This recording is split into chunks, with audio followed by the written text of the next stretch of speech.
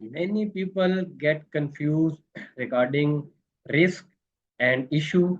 I will try to make as simple as possible, then you can easily understand the difference between risk and issues.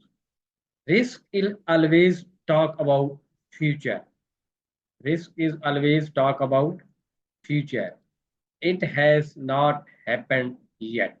It has not happened yet. Issue, it has happened. Issue, it has happened. No. Risk can be positive and risk can be negative. And risk can be negative. Issue is always negative. Issue is always negative. Risk we put into the risk register and issue we put into the issue log. And when we will put risk into the risk register, no need CR. No need CR. When we put issue into the issue log, no need CR. Both the things common here. And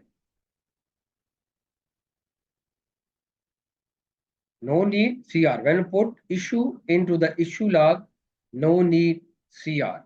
No most important difference comes. Risk is always probability into impact. Risk is always probability into impact. This you should identify it before happening. You should identify before happening. As I said before, risk is always about future. Risk is always about future. You should identify before happening, even few minutes before. And second thing is very important. Both of these conditions are very critical.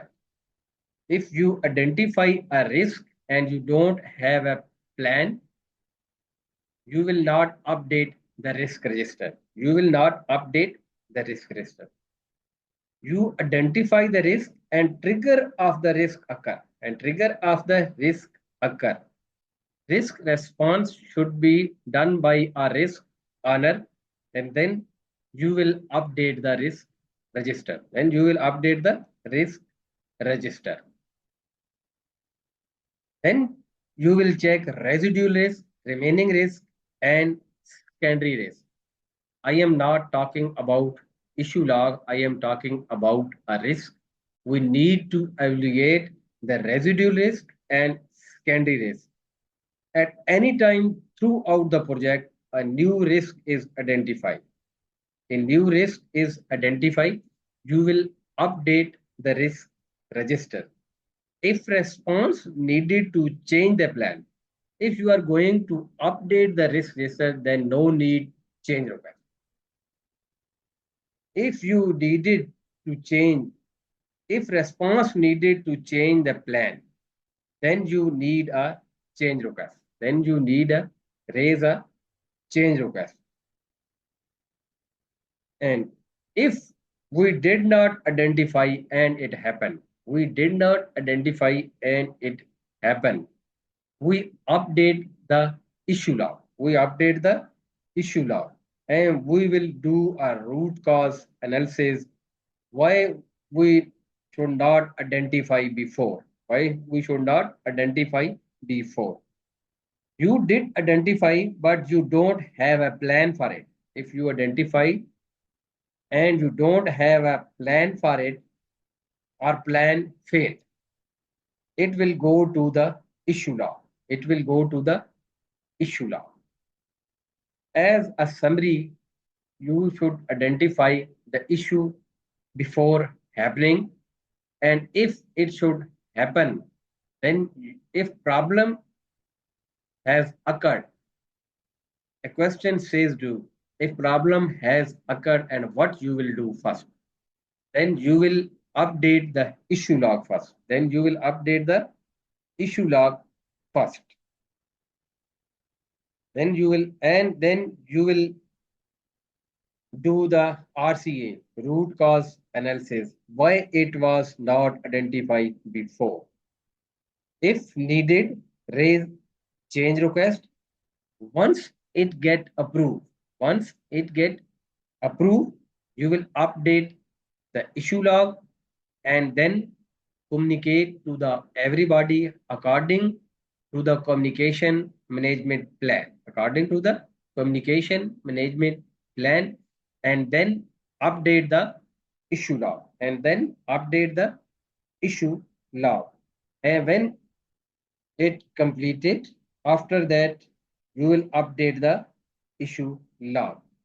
And most important thing, risk register is for a current project.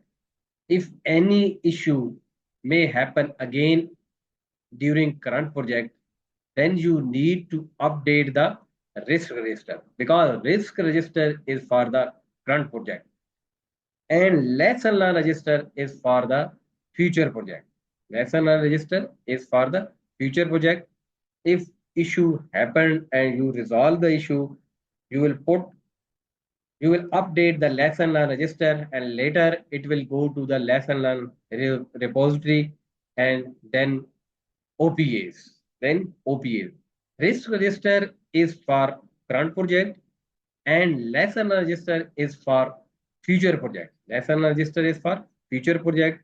Later on, it will go to the lesson repository and then it will go to the OPAs. Then it will go to the OPA.